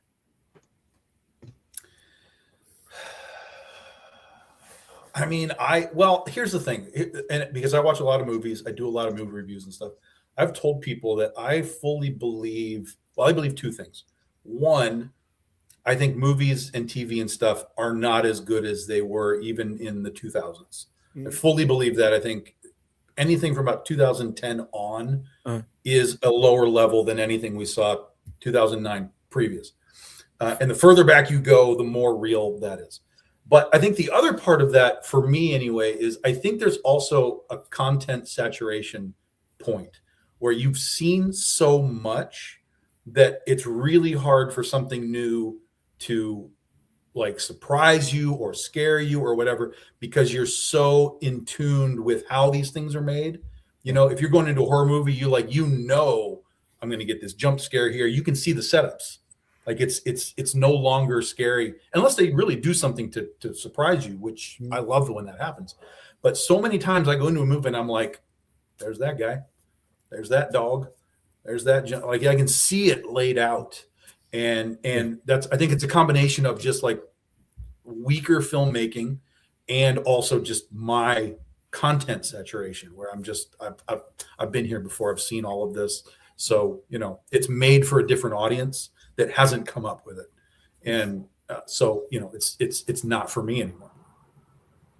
Okay. We're going to be getting out of here. Before we do that, let's run off the rest of the comments here. I agree with Tom. Shining ain't the book. Okay. Carpenter's The Thing still holds up, even with the Stan Winston rubber monsters. Okay. It really does. It really does. Nothing scared kids in the 80s more than The Man Who Saw Tomorrow. I didn't see it. And The Day After. Day After is fucked up. Day After. I don't the nuclear war movie? Yeah. Oh, okay. Okay. Where they were like, where bombs were dropping and people were like vaporizing on screen. Like, yeah, that was something. Wait, that was a documentary. That was that was a movie. There's no real footage. It was a movie made for TV. Oh, about World War III, basically, where Russia launched their nukes, we launched ours, and bombs were dropping, and you'd see the cloud, and then it wasn't like where we get now, where you get like the explosion and you know, like Sarah Connor or whatever. So you know the effects were cheesy, but you'd get like the bomb go off, and then you would just see the people just literally vaporize into like color, like the, and they'd just be gone, and you're just like, oh, that's crazy. That's crazy. Yeah. Okay. Day After was a wild TV show. Yeah. A TV show? TV movie. TV movie. Okay. Yeah, not gonna happen. Yeah, I saw. And then it went crazy because then it kept going, and they were like, "Well, look, here's the survivors, and they're all filled with radiation, and these people are fucking and having mutant babies," and like, whoa, okay. Come on. And this was 1982 or something, like, you know, right in the height of the Cold War. Worst thing without makeup, ever, in my opinion. Scariest thing, excuse me. Without any makeup, without any special effects, maybe audio effects. That's it. But based off of the whole setup of the entire movie, was the closing scene in Invasion of the Body Snatchers with Donald Sutherland, when he's just opening his mouth and pointing. Oof. It's good. Oof. It's good. And I saw that on syndicated TV, right? So it was heavily edited, and that image still haunts me to this day. What about the transformation scene in American Werewolf in London? No, I saw the goofiness in it. That movie was too Yeah. funny to be. Well, not the whole movie, just the transformation scene where he's No, and I mean it was good makeup and stuff, but Yeah. even the dude, he was just screaming all the time and rolling on the floor. yeah. It didn't have that like Yeah, they're trying to craziness. go body horror, and Yeah, I and don't it think was fine. I mean, it was good makeup, but right. it didn't. Well, then It the doesn't. Like I flat- like The Howling a lot more. The Howling is my. Yeah. That is a better one. Yes, Yeah. yes. or the Agreed. flatting. Fly. The makeup effects in the flat when he was Fly's good. Yeah, Fly's a good makeup. Yeah. Yeah. You You know, I think the better effect was his partner who got slashed that was haunting him in American Werewolf in London. Yeah. Oh sure. Yeah. Right. Yeah. He just kept getting worse and worse Yep. every time we saw him. Yeah. Yep. That worked. That worked. Right. 100%. The Howling. You know, it leaned on the whole Alfred Hitchcock thing. You a lot of shadows and let the viewer's mind do most of the work for you. But we're going to be getting out of here. They're both great movies, but I every time I watch American Werewolf, I'm reminded why it's the second best. Like, yeah, this was good, but it's second best. I don't know, dude. You know, it does have Jenny Agutter, which is thumbs up. Yeah, no, I'm with you. But I don't think I've seen a good werewolf movie. You know, people make fun of Wolfen, but I like Wolfen. I liked Wolfen. A Company of Wolves. A Company of Wolves. Okay. Well, that's another '80s one. You know, That's another '80s one. Yeah, it's a very strange fairy tale type. Yeah, it's a Red Riding Hood. Yeah, it's a very strange, very weird. Yeah, it's a very weird one. Okay. Yeah, I haven't been able to get through that one. I mean, tried, but I can't even say Underworld because Underworld was so. It wasn't a werewolf movie. It wasn't a vampire werewolf movie. Yeah. But the one with Amanda Seyfried didn't do it for me. Have you seen Wolf with Jack Nicholson? Yeah. And Michelle Pfeiffer? That's a great movie, dude. And it's not a werewolf movie, but it's a wolf man movie. But that's a great movie. That's a great cast too. Holy shit. I know. That Jack Nicholson Wolf gets the shit beat out of him in the first 3 pages of Biggie Sticks #1. Because I like that concept. But no, here we go. William, Brotherhood of the Wolf. Awesome movie. Not a werewolf movie. Not a werewolf movie at all. And if you got the DVD, the director's cut, the 3-disc set, that was awesome. Right? The Beast of Javondon. Monica Bellucci, bro. Super fucking hot. I fell in love with her right then and there. And then, you know, let's not forget Vincent Cassel. He was fucking great in that movie, bro. Great in that fucking You movie. just want to bring up Howling too. I know. Go ahead. Really? I don't know, dude. Howling 2, your sister is a werewolf. It didn't work, bro. There's nothing that works about that movie. Nothing. Yeah, it's terrible. Nothing. But that's what the whole franchise. The whole franchise is a bunch of standalone werewolf movies, and they're all trash. Well, how's you know, it's funny. I haven't even seen this movie, and I'm asking, how's Dog Soldiers? It's okay. I tried. It's okay. I tried, dude. I haven't watched that. It's another one of those that gets a lot of glaze, but it's okay. I mean, you could watch it once and you'd probably be done, but it's okay. Like, it's scary that Silver Bullet is still, I think, one of the Stephen King best. Yes, it's Silver Bullet. Well, I think Silver Bullet is a great story, and that's why it works. Silver Bullet, the idea of it, no spoilers, but the idea of it works. The makeup and stuff is very cornball 80s, but you know, the story behind it works, and so that's why I think it works. Yeah, and we got, it's the only time we had fat Gary Busey. You know what I mean? Oh yeah, there you go, Ginger Snap. Yeah, I like Ginger Snaps. I think I like the third one better than than the first two. You know, when they went back into the Frontierland. I haven't seen that one. The second one was so bad. I haven't gotten to the third one. If you if you like Ginger Snaps, they pay homage to it in the last installment of Fear Street on Fear Street 1776 Mm-hmm. on Netflix. At least that third installment of Ginger Snaps. So I do want to see it just because I've seen the others, but the second one was so bad. The first one's okay. It's interesting. Again, like Daphne was saying, it's very meta in what it's doing, but it was okay. I'm not a fan of that actress, the one who kept changing. Yeah, I don't really care for either of them, but yeah, again, it's fine. It's a watchable movie, but it's not one of those that you're like, let's watch some Ginger Snaps. Like, you got to be in the right mood, frame of mind to watch that movie. You know why I think I like Ginger Snaps 3? Because it came out around the same time as Ravenous. Was it Ravenous? The Wendigo movie with Guy Pearce and Robert Carlyle, where they were in the fort. In the fort, and they were tearing each other up. They were eating on each other. Ravenous, but again, it's a Wendigo movie. It's not a werewolf movie, right? Teen Wolf was garbage, bro. Listen. People and your Teen Wolf glaze. You got to stop, because that's a bad movie with one good scene, which is the reveal, the dad reveal. Like, that's a great scene. That's what everybody rests their ass on for that movie is, oh my God, that moment. It's a great scene. And then, of course, you can have fun with him car surfing or whatever if you want. Yeah. But that's a bad movie. That's a bad, poorly written movie. That's a poorly executed movie. It's a bad movie. You know, also it's not as bad as Teen Wolf 2. We'll give you that. Teen Wolf 2 is much worse. But it's really not a good movie.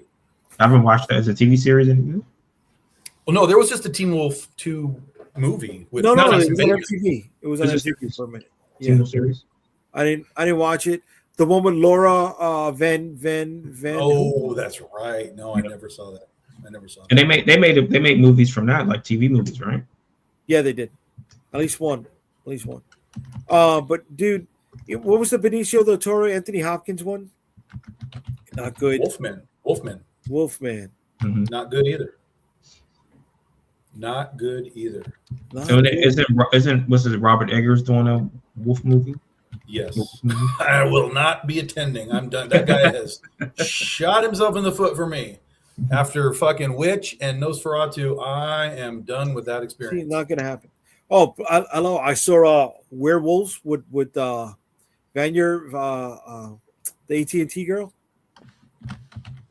Oh, Werewolves Within. Yeah, Werewolves Within. Excuse me. It's nothing like the game.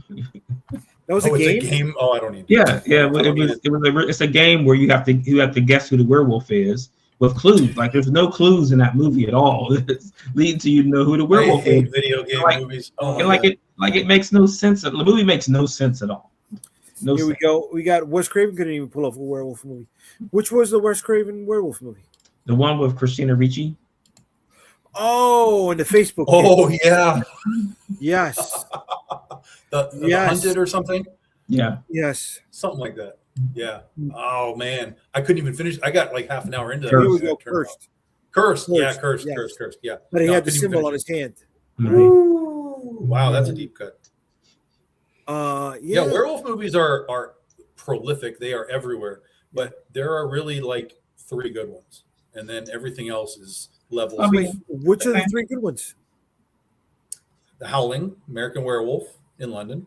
And then the third one is really kind of, again, like some people like Dog Soldiers, some people like Ginger Snaps, so it's really kind of, for you, it's kind of whatever your third one is. But those 2 are genuinely like good werewolf movies. Some people like the original Wolfman, with Lon Chaney. No way. For me, the third one would be Wolf. I love Wolf. That's such a great use of that cast and how they do things. There's a problem to the story that I still have not. I think they fucked up. But besides the fuck up, I love that movie. So that would be my 3. I agree with Tom's first 2, and I'll throw in a company of wolves as a third one. Okay. What about you, Mark? Yeah, I have to watch that one of these days. But I just Howling. Howling would be on there. Uh-huh. And probably just Howling. Or I like the American Werewolf in London. But like you said, there's not a lot of good. Like, If I mean, you got to make a there's- 3, what's your three? If you got to have 3, just for fun, I'm going to say Howling 2 because it's so. Really? But you know why I'm saying that, right? You know why we like that movie. because it's got tits in it. A whole bunch of them. Okay. All right. I'm gonna say Silver Bullet. I'm gonna say Ginger Snaps Silver 3. Bullet. And I'll go with the Howling. It's fair. But I haven't seen Ginger Snaps 3, but that sounds fair. But of the 3, I mean, I still don't think that you rank them against other movies, and they're lower tier movies still. Well, I mean, they're just monster movies. It's very rare that you get a monster movie that's like some sort of high level like storytelling. You know what I mean? Hello, fucking Bram Stoker's Dracula. That was pretty fucking good, dude. That's a fucking comedy, dude. That's and plus, that's a comedy. Watch that movie again. That's a comedy. It's 100% comedy. I will never believe that any Dracula movie featuring what's his name, Ted. Keanu Reeves. Oh. Whoa. Like that's a comedy, that movie, and Winona Ryder. Ryder. Like it's such a here's- comedy. I can't even believe it. Like I watched it one time. It was like I think it was my 3rd time watching it because somehow it came up and we were like, oh, this is like this Dracula movie. I'm like, all right, I'm gonna watch this again because I don't remember this being that good. And I started laughing as I watched it. Oh wow! When they had the little train running around too, I'm like, this shit looks terrible. This has to be on purpose. All these weird things have to be on purpose. It's a visually cool movie and it has a great fun cast, but Anthony Hopkins is so over the top as Van Helsing. Like it's a comedy that he just was like, wink. You know, it was sort of like when Frank Miller made the absolute Batman and Robin. He was like, y'all like this. Okay. I would tell you, go read the Mike Mignola adaptation. Oh yeah. Oh, that's right. Yeah, he did the adaptation of the. He did the adaptation. Yeah. Okay. Probably Is it also a comedy?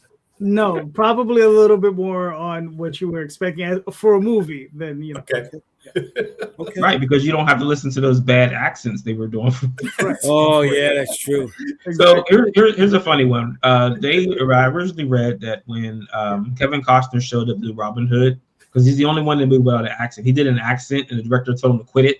Why would they do that in other movies? And not only that, Hunt for Red October and Harrison Ford's terrible Russian accent. Like, just tell them don't just Harrison stop. Ford.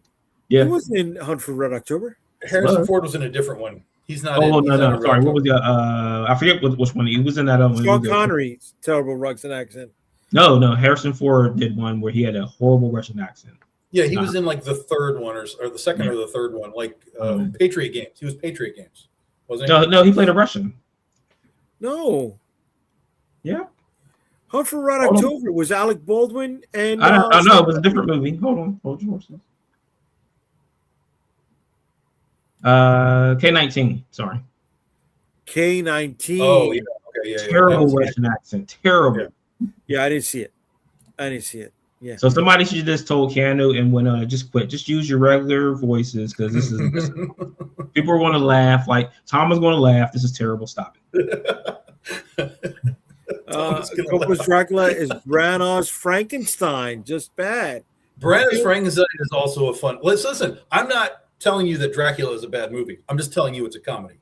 Frankenstein is in a similar vein to that for sure, but I like Frankenstein a lot more.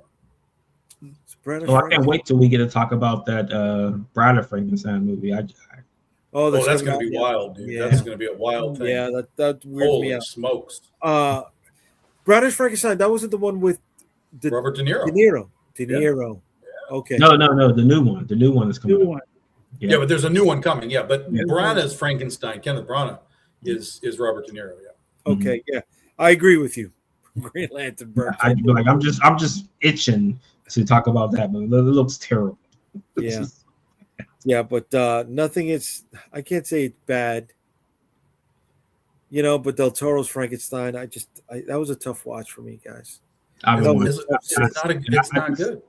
it's just another character that I'm just like I don't care about him. Like I've seen enough of. Yeah, and that's the thing, right? Is like if you're gonna do Frankenstein, I understand you want to like do do right by the source material and stuff. Like if you want to do that, that's fine. But we've seen so much Frankenstein. It's like werewolves, right? We've seen so much Frankenstein that if you're just doing the source material, we've already been here. Yeah. So you can get good actors and put them in roles and stuff, but we've been here. You're not giving me something I don't already have in all of these other sort of incarnations. And so I was legitimately bored. Like halfway through, I was like, "Oh my God, too. I don't know if I can." I barely finished it. Me too. I mean, listen, like any Guillermo movie, I mean, look, it's a spectacle, right? Yes, I mean, you can't take that away. It's Yes, a beautiful film. yes. You know, Yes. I hate. Was it A Shape of Water? I hate that friggin' movie. Not a fan of But it. it was beautiful. It was a beautiful movie. Yeah. We Calderon and I have had this discussion a lot. I think Del Toro's last good film was Pan's Labyrinth. No, because I like the Hellboy movies. They came in after it, No, and did it? also so did Pacific Both Rim. Hellboys came out before Pan's Labyrinth. Well, Pacific Rim came out afterwards. I like Pan's Labyrinth better than Pacific Rim. I'm not saying I like one over the other. You just said Okay. that his last good movie was. I think so. And I think Pacific Rim is a very good movie. I think Pacific Rim is overrated. Okay, that's fair. Yeah, That's your opinion. I'm a kaiju guy, and I've softened. When I first saw it, I was like garbage, but I've softened my view on it a little bit. Again, it's a cool visual thing, but like I have real problems with some of the acting choices And you know, I didn't know that Del Toro and Ron Perlman had a falling out. As of when? Yeah. Oh, there's this podcast that happened recently with Ron Perlman that they did a lot of clips for, and they were talking about Hellboy 3. And he talked about creative differences with certain people who went off to do other movies, even though they were signed on to do number 3. And he was definitely referencing Del Toro. And he asked him if he's spoken to him in a while, and he says he hasn't. That doesn't mean they had a falling out. Bro, he was his muse for a minute. That was Scorsese and DiCaprio. That was his guy, bro. That was his. But that's what is that? I don't really think they've had it. I mean, not talking to someone for a couple of years, and the last movie they did together was Pacific Rim. Okay, right? He had a little bit more than a cameo. Mm-hmm. Del Toro has had 5 movies since then? Crimson Peak, mm-hmm. right? Frankenstein, terrible movie, but go ahead. Pinocchio, yeah. Shape of Water, and one more movie. Well, but I mean, is this? Would any of those movies have been better for Ron Perlman in some weird, but that's placement? This isn't like Sam Raimi and Bruce Campbell, where Campbell's got to be in all of his movies. It could simply be that Del Toro's like, there's just nothing. There's nowhere I can put you that you have value. Like he wouldn't want to just make him some, like you said, like a cameo, right? He was a pseudo cameo in Pacific Rim, but he had a good role. Yeah. But where do you put him in Shape of Water? Where do you put him in these things? Like they're, sometimes you don't want to like, hey, I got like 2 lines for you. Do you want to come in and do it? That's almost like a disrespect type of thing to me. Understood. I think he would have done a better role than Michael Shannon. In what? I don't know who Michael Shape Shannon. of Water. Oh, Shape of Water. I don't know. Yeah. I don't know. I barely remember the movies. Yeah, but listen, guys, we went way past the hour and a half mark. All right. I want to thank everybody who hung out with us this long. I appreciate the time you gave us. Before we get out of here, Calderon, tell us where they can find you, brother. I'm gonna go watch Pacific Rim. And then Laser Blast right afterwards. Yes. So, yeah. Good. Okay. So Sunday night, find me on YouTube. You'll find me here. Next Friday, back on Kickstarter. That's the other place. Oh, and then also, what was the website? Daphne set up a new site for me. It's JayDee Calderon writer something. It wasn't exactly .com. It was something else. That's something. That's .org. Something. That's something. I gotta figure it out. All right. What's funny where is can they find you, brother? Yeah. Comicsburg.com or theedgecomic.com. You will get all the socials from there. Maybe. Tom, where can they find you? BigDogInk.com if you need books. Legend of Oz is on Kickstarter for 16 days, a couple more weeks. Okay. And I'm at Michigan Oddities and Horror Convention in Monroe, Michigan this weekend, tomorrow and Sunday. So I will not be on the Calderon show Sunday night. And yeah, that's where we are. All right. And you can find me at unstoppablecomics.com. Comic Book Streamland is a part of unstoppablecomics.com, and you'll find all of our social media links on the website. Sunday, you'll find me with Calderon on his show, Indie Comics Explained. And Friday, February 13th, hang out with us while we launch The Dead Princess Vicky Sticks #2. Thank you, everybody. Have a good night. Have a good night, everyone.